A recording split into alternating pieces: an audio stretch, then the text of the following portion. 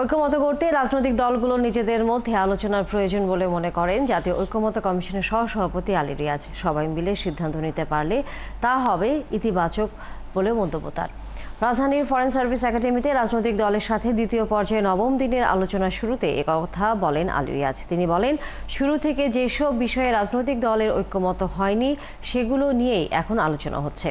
বৈঠকে যেসব বিষয়ে একমত হওয়া যাচ্ছে না সেগুলো দলীয়ভাবে নিজেদের মধ্যে আলোচনার জন্য রাজনৈতিক দলগুলোকে সময় দেওয়া হচ্ছে বলেও জানান আলী রিয়াজ। এই বৈঠকে বিএনপি, জামায়াত, এনসিপি সহ ৩০টি রাজনৈতিক দল অংশ নিয়েছে। রাজনৈতিক দলগুলোর সাথে দলগত জোটগত আলোচনায় ঐকমত্য আসেনি, সেই সমস্ত মৌলিক বিষয়গুলোকে আমরা এখানে উপস্থাপন করেছি।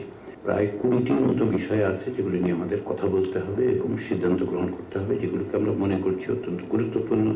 সেই কারণে আমরা এখন যে সমস্ত বিষয় অমীমাংসিত থেকে গেছে প্রাথমিক পর্যায়ের আলোচনায়, সেগুলো আলোচনা সকলে মিলে আলোচনা করার জন্য অগ্রসর হচ্ছি। সেটাই আমি আশা করি যে আমরা একটা সিদ্ধান্তের জায়গায় আসতে পারলে সেটা হবে সবচেয়ে বড় ইতিবাচক দিক। দিনের শেষে আমরা সকলেই শুধুমাত্র আলোচনার মধ্য দিয়ে যে যতটা সমৃদ্ধ হচ্ছে তার বাইরেও যেন একটা সাফল্য নিয়ে আমরা দিনটা শেষ করতে পারি, সেই জন্য আমাদের চেষ্টা থাকবে।